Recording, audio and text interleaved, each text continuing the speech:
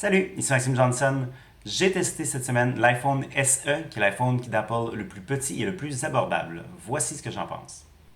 Donc voici l'iPhone SE. Écoutez, si vous avez déjà vu un iPhone 5 ou un iPhone 5S, c'est à peu près la même chose. C'est vraiment un téléphone qui reprend le design là, millimètre par millimètre. Tous les endroits sont au même, tous les éléments sont au même endroit. Il y a des mini variations là, dans la finition sur le côté entre autres, donc la façon que le métal est poli. Mais vraiment, il faut avoir un œil, il faut savoir ce qu'on cherche et il faut aussi avoir l'œil là, de très près. Donc, c'est vraiment un téléphone, c'est un design qu'on connaît, qui est apprécié, qui a fait là, qui a traversé l'épreuve du temps.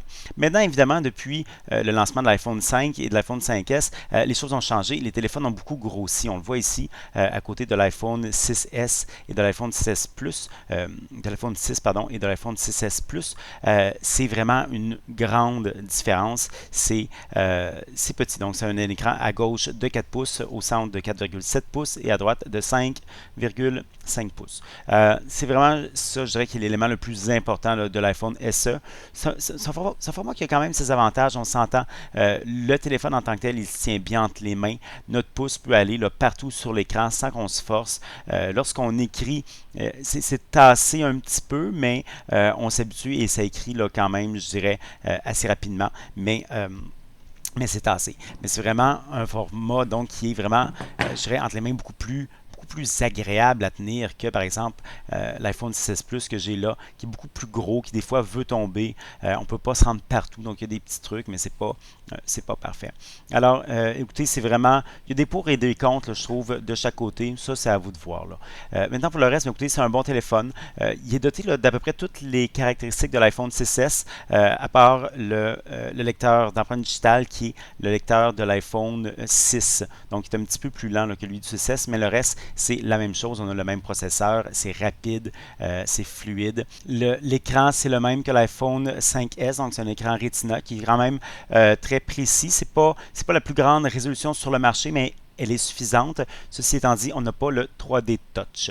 L'appareil photo maintenant, ben, écoutez, c'est le même appareil que sur l'iPhone 6S. Ici, on ne voit pas de petite bosse à l'arrière, mais c'est parce que le téléphone est un petit peu plus épais en fait que l'iPhone 6S. Mais c'est un bon appareil qui prend des photos là, dans toutes les conditions, qui prend des photos rapidement aussi.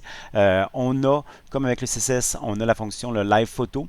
Alors, les photos qui bougent si je tiens l'écran enfoncé, ça ne change pas grand-chose, mais bon, c'est un petit plus. En règle générale, c'est vraiment, je dirais, l'appareil photo, ça a toujours été une des forces de l'iPhone. C'est encore le cas. C'est pas, les autres appareils se sont améliorés, c'est certain, mais celui-là de l'iPhone demeure là, dans le peloton de tête. Maintenant, il y a une nouvelle fonction que j'aime bien ici, c'est Night Shift. Donc ça vient avec iOS 9.3. Alors, Night Shift, ça permet de changer l'écran le soir de son téléphone. Donc, on le rend moins bleu. Il y a moins de lumière bleue qui sont émises et ça permet de trouver le sommeil un peu plus facilement là, pour ceux qui utilisent leur iPhone la nuit. C'est quelque chose que, bon, c'est à vous de voir là, si vous voulez faire ça, mais si vous voulez le faire, ça va mieux. Et pour le reste, bien, écoutez, l'iPhone SE a tous les avantages, je dirais, de iOS, des produits Apple. Donc, on a un grand écosystème d'applications, un grand écosystème d'accessoires. Donc, en fait, tous les étuis du 5S marchent avec le SE. C'est un téléphone aussi, comme j'ai dit, qui est rapide, qui est puissant. C'est aussi un des téléphones d'iPhone avec la meilleure batterie, avec la meilleure pile. Donc, c'est une grande pile. Et puisque son écran est petit, lorsqu'on s'en sert là, avec l'écran activé, vraiment, il dure longtemps. L'iPhone SE, dans le fond, c'est pas très compliqué, ça revient à une question. Est-ce que le format de 4 pouces vous convient? Il y a des gens qui vont dire oui, moi c'est un format que j'aime, c'est un format que je recherche. Je veux un téléphone qui est petit, qui se transporte bien, qui est agréable entre les mains, qui ne tombe pas de mes mains.